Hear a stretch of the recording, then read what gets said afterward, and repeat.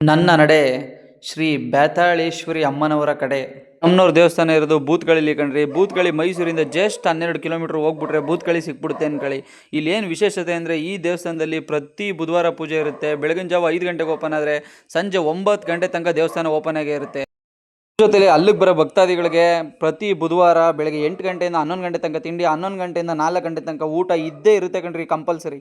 ಇದು ಇನ್ನೊಂದು ವಿಶೇಷತೆ ಏನು ಅಂದರೆ, ನೀವೇನೇ ಮನ್ಸಲ್ಲಿ ಅಂದ್ಕೊಂಡು 3 ವಾರ ಕಂಪಲ್ಸರಿ ಹೋದರೆ ನೀವೇನೇ ಅಂದ್ಕೊಂಡಿದ್ರು 100% ನೆರವೇರುತ್ತೆ ಕಣ್ರಿ. ನನ್ನ ಒಪಿನಿಯನ್ ಎಲ್ಲ ನಾನು ಭೇಟಿ ಕೊಟ್ಟಾಗ ಅಲ್ಲಿರೋ ಭಕ್ತಾದಿಗಳು ಹೇಳಿದ್ದು. ನಾನು ಒಳಗಡೆ ಹೋಗಿ ಜಸ್ಟ್ 10 ನಿಮಿಷ ದರ್ಶನ ಮಾಡ್ಕೊಬರೋಷ್ಟರಲ್ಲಿ ಆಚೆ ಬಂದು ನೋಡಿದ್ರೆ ಜನ ಕಣ್ರಿ, ಸಿಕ್ಕಾಬಟ್ಟೆ ಜನ ಬಂದಿದ್ರು ಅಂತ ಅನ್ಕೊಬಿಡಿ ದೇವಸ್ಥಾನಕ್ಕಂತೂ. ಇದನ್ನೆಲ್ಲ ಮುಗಿಸ್ಕೊಂಡು ನಾವು ನೋಡ್ತಿದ್ದೆ, ನಿಮ್ಗೆ ಅವಾಗಲೇ ಹೇಳಿದ್ನೆಲ್ಲ ಊಟ ಕೊಡ್ತಾರೆ ಅಂತ. ಅಲ್ಲಿಂದ 50 ಮೀಟ್ರ್ ಮುಂದೆ ಬಂದರೆ ಇಲ್ಲೇ ಕಣ್ರಿ ಊಟ ಕೊಡೋದು.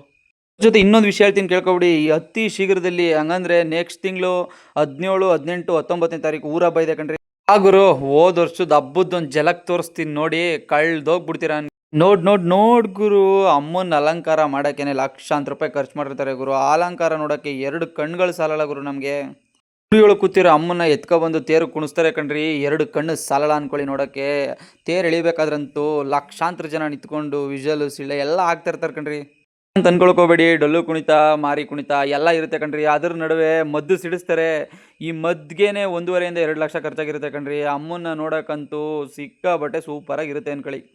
ಗುರು, ಅಮ್ಮನ ಇಷ್ಟು ವರ್ಷ ಜಾತ್ರೆನ ಮಿಸ್ ಮಾಡ್ಕೊಂಡು ಸಾಕು. ಈ ವರ್ಷ ಅಂತೂ ಮಿಸ್ ಮಾಡ್ಕೊಳಕ್ಕೆ ಹೋಗ್ಬೇಡಿ. ನವೆಂಬರ್ 19ನೇ ತಾರೀಕು ಜಾತ್ರೆ ಅಂತೂ ಅದ್ದೂರಿಯಾಗಿ 3 ದಿನ ಇರೋ ಕಾರಣ 3 ದಿನದ ವೀಡಿಯೋ ಎಲ್ಲ ನನ್ನ ಅಕೌಂಟಲ್ಲಿ ಇದ್ದೇ ಇರುತ್ತೆ ಕಣ್ರಿ. ಯಾರು ಮಿಸ್ ಮಾಡಬೇಡಿ. ನಿಮ್ಮೂರು ವೀಡಿಯೋನು ಇದೇ ಥರ ಬರಬೇಕು ಅಂದರೆ ನನ್ನ ಅಕೌಂಟ್ನ ಫಾಲೋ ಮಾಡಿ, ನನ್ನ ಅಕೌಂಟ್ಗೆ ಕಮೆಂಟ್ ಮಾಡಿ. ವೀಡಿಯೋಸು ನನ್ನ ಯೂಟ್ಯೂಬ್ ಚಾನಲ್ ಇರುತ್ತೆ, ಹೋಗಿ ಸಬ್ಸ್ಕ್ರೈಬ್ ಮಾಡಿ, ಸಪೋರ್ಟ್ ಮಾಡಿ ಫ್ರೆಂಡ್ಸ್.